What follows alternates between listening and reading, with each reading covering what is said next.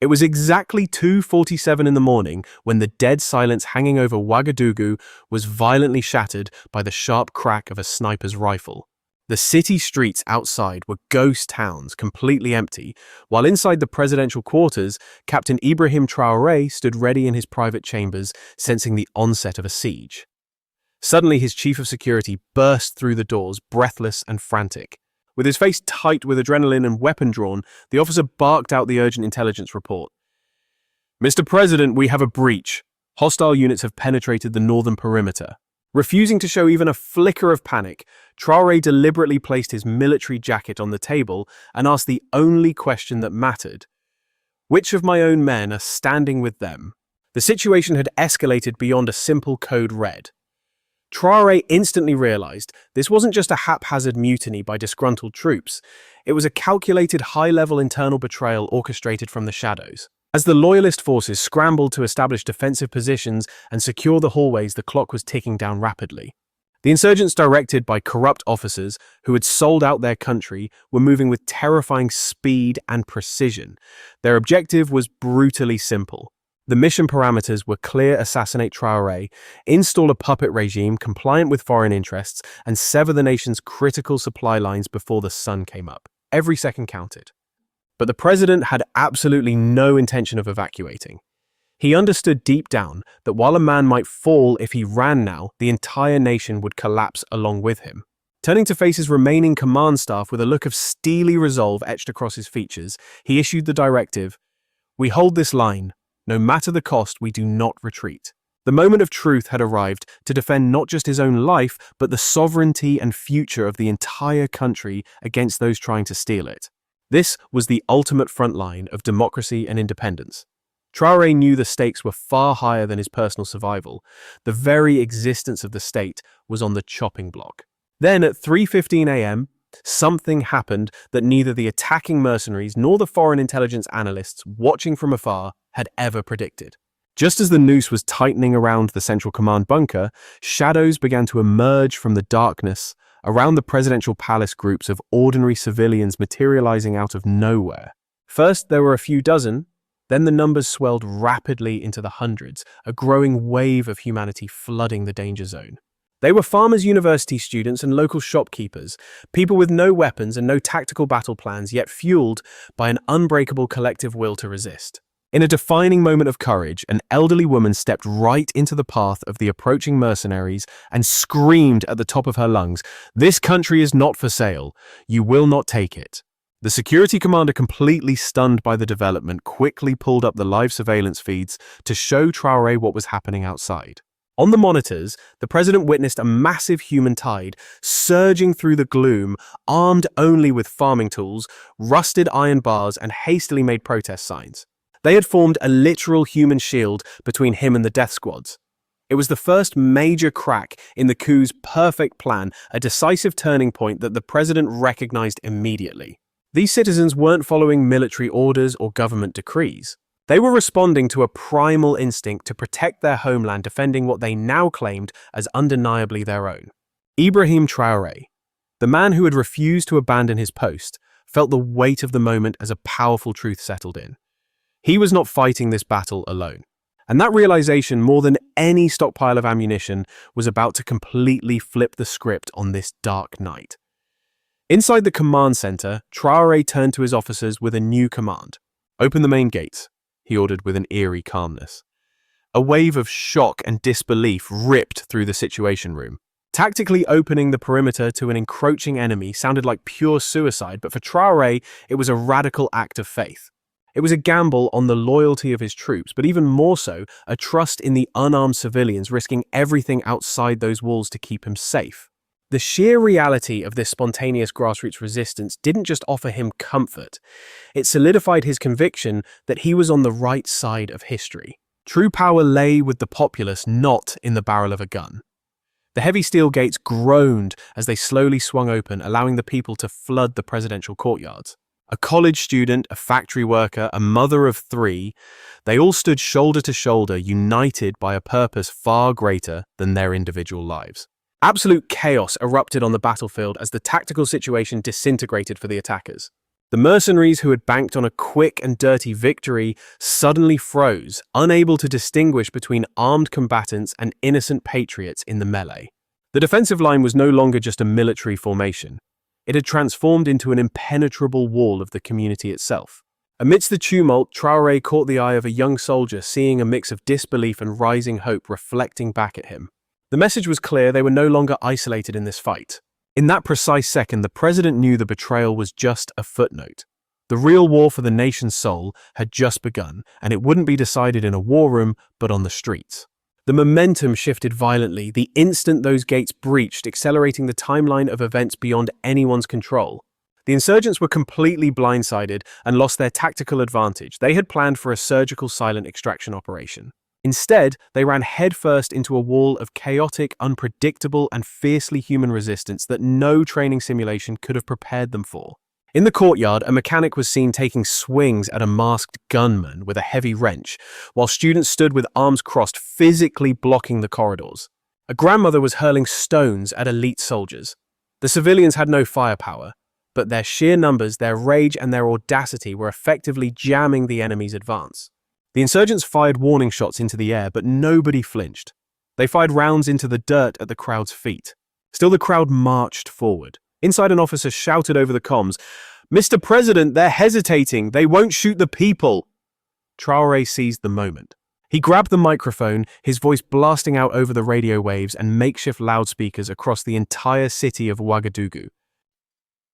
"My brothers and sisters, please return to your homes. This is not your war to fight. I cannot accept you sacrificing your lives for me tonight." A heavy silence hung in the air for a few agonizing seconds before a raw, amplified voice erupted from a megaphone, shattering the quiet. "We don't need to go anywhere, Mr. President. We are already standing on our own soil. This land, Burkina Faso, is our home, and we are not backing down." The voice belonged to Aminata, a local schoolteacher perched atop the roof of a sedan, her face a mask of sheer determination, with sweat mixing with tears. Behind her, dozens of citizens picked up the chant, amplifying her message into a roar. In that moment, the entire dynamic shifted. The crowd wasn't just defending anymore, they were advancing with a conquering energy that forced the mercenaries to take their first steps backward. The mercenaries' entire playbook, built on intimidation and fear, crumbled against this immovable human wall. And they went from being confident assailants to realizing they were trapped intruders in hostile territory. Inside the command center, Captain Ibrahim Traore kept his eyes glued to the surveillance monitors and whispered a realization to himself. "This isn't a siege anymore," he said. "This is a full-blown uprising." By 3:45 in the morning, the entire situation had completely flipped. Communication logs tell the story in less than 30 minutes. Over 2,000 frantic calls flooded into the capital from across the region. It was a grassroots mobilization, parents, friends, and neighbors calling each other to coordinate, creating an improvised resistance network that sprang to life instantly with no central leader. This was something no tactical simulation or military war game could have ever predicted. By 4 o'clock in the morning, the cavalry arrived as the first waves of loyalist military reinforcements touched down on the city's outskirts. This rapid deployment was triggered by a direct order from Traoré himself, transmitted urgently through high-security encrypted channels. These units had been stationed over 60 kilometers away, yet they mobilized and cleared their bases in record time, and their arrival immediately tipped the scales of power. The narrative had changed. The capital was no longer a besieged fortress holding on for dear life, it was the staging ground for a total reconquest. At 5 o'clock sharp, forces led by Captain Dao, a man known for his unwavering loyalty, stormed and retook the military headquarters in the eastern sector of Ouagadougou. Inside, they caught Colonel Zongo red-handed, frantically trying to burn stacks of confidential documents when the loyalist troops burst in. The entire takedown took less than 9 minutes without a single shot fired.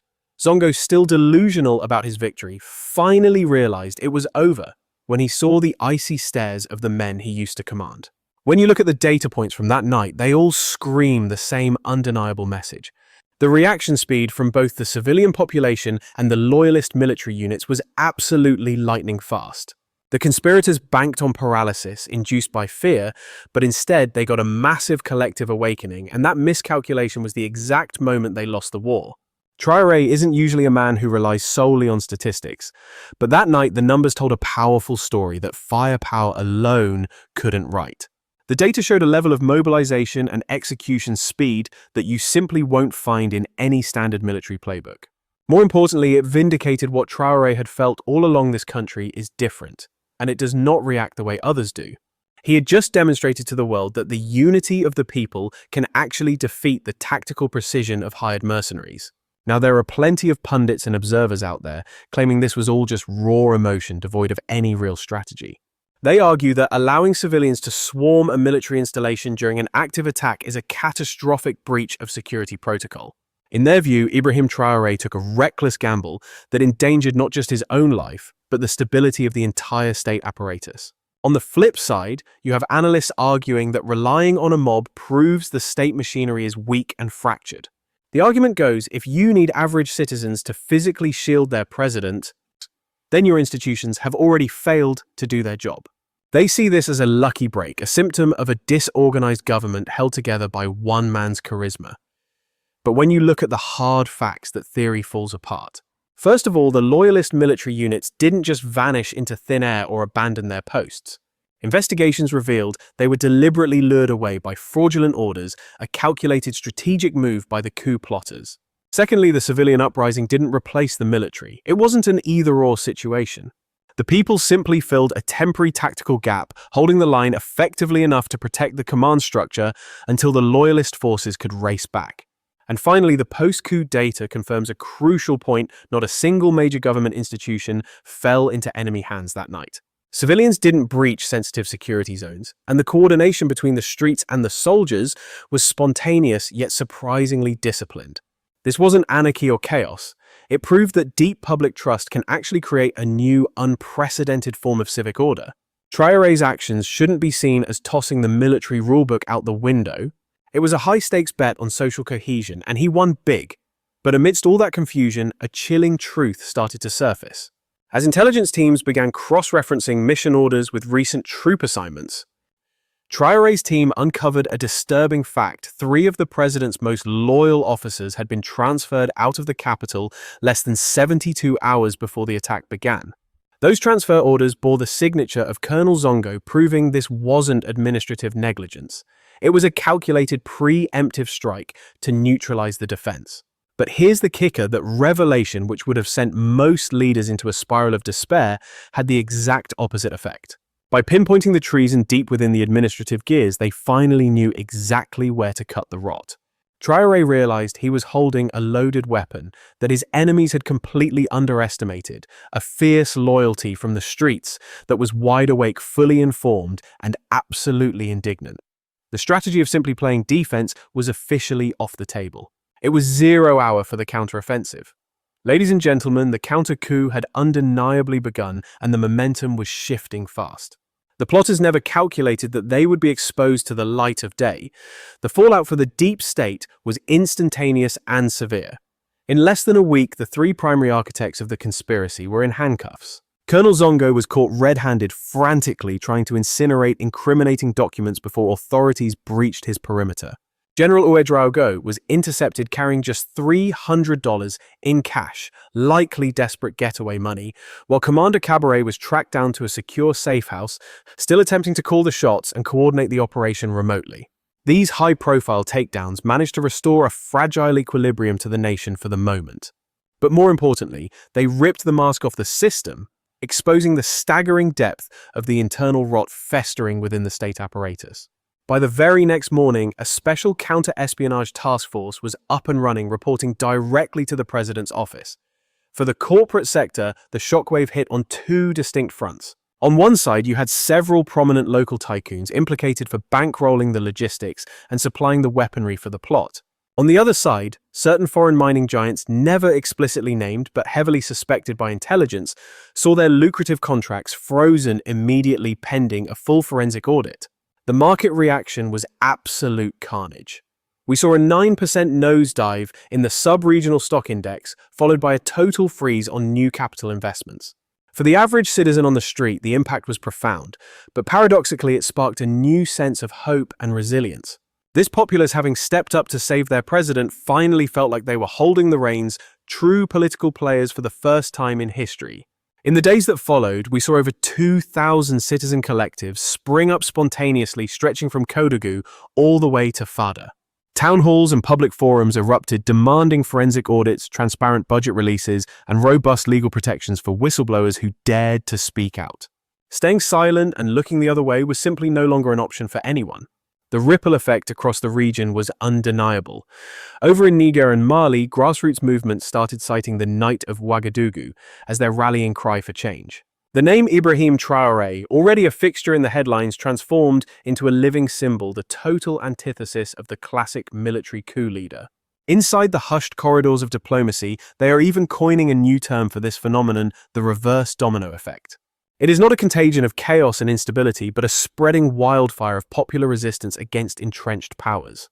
Traoré, previously seen just as a charismatic man in uniform but isolated, ascended to a whole new tier, a president carried on the shoulders of his people, not hiding behind palace walls. Now let's break down the possibilities. Scenario 1 involves progressive stabilization. The promised reforms get rolled out effectively. Public trials start to rebuild the shattered trust in the justice system. Foreign corporations fall in line to renegotiate deals under the watchful eye of international auditors, while the military undergoes a massive restructuring effort. Strategic command rotations are implemented to shatter any remaining internal factions or cliques. A transition toward transparent governance begins under the watchful eye of the citizens. Now contrast that with Scenario 2, institutional gridlock. The adrenaline of the streets fades, but the deep-rooted traditional structures dig in their heels and stubbornly resist change. Friction points start sparking between the mobilized civilians and the entrenched administrative elites who want to keep the status quo. The trials get bogged down in delays.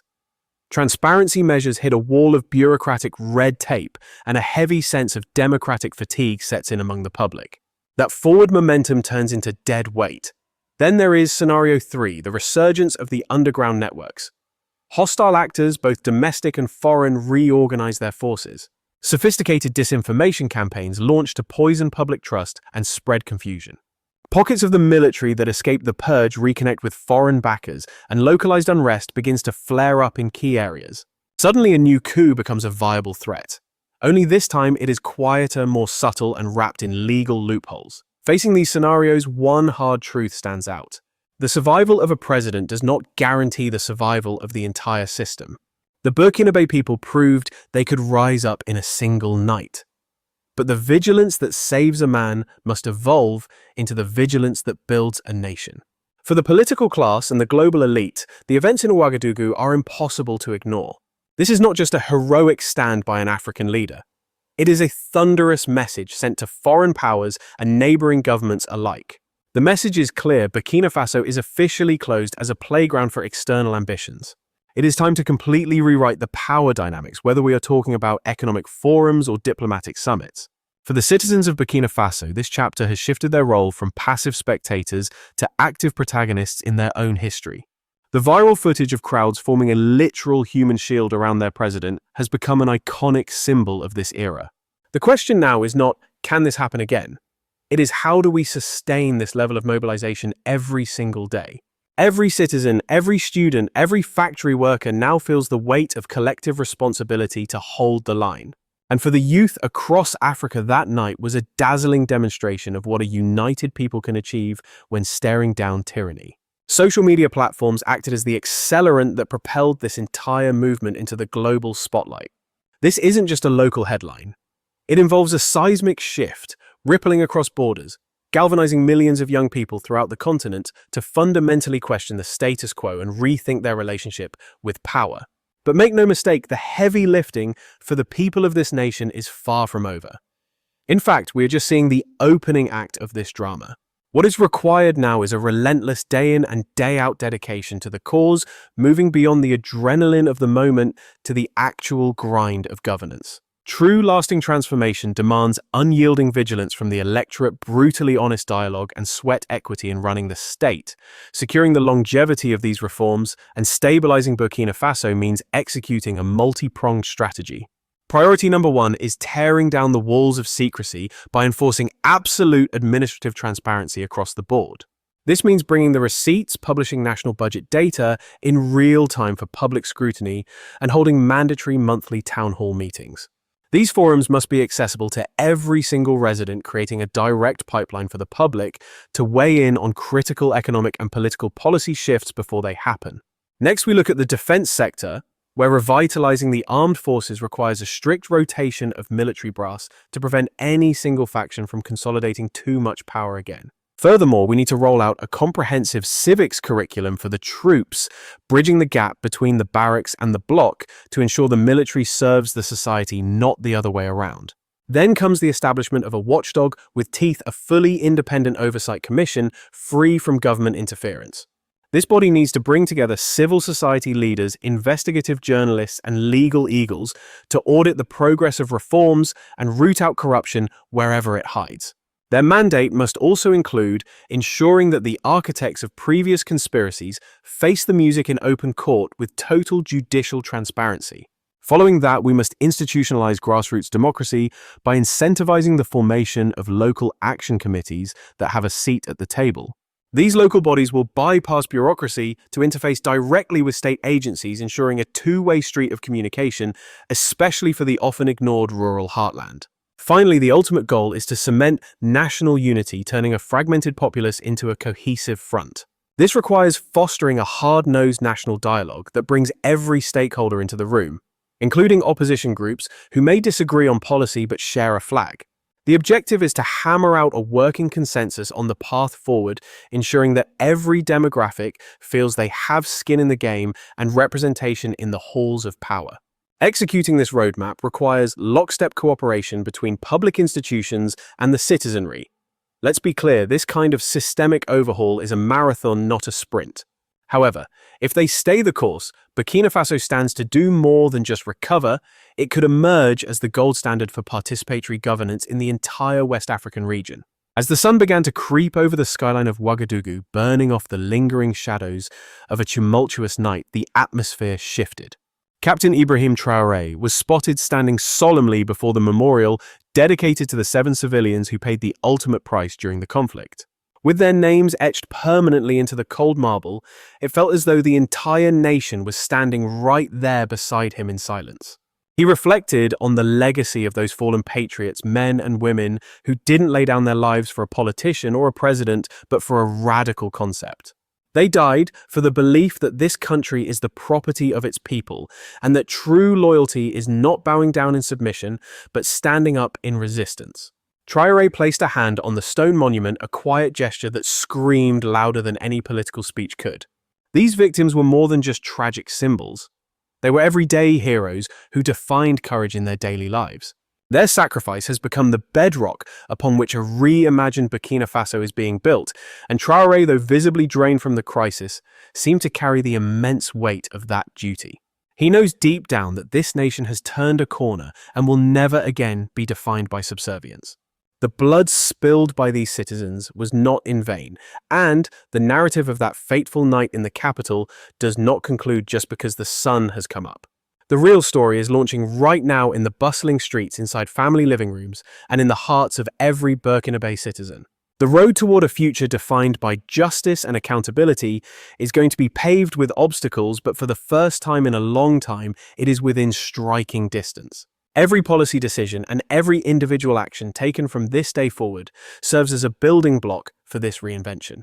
So, to the people watching this, is your green light to step up and claim your stake in this new era, get involved and make your voices thunderous. You need to act as the sentinels of this transformation, digging in deep and engaging directly within your local communities.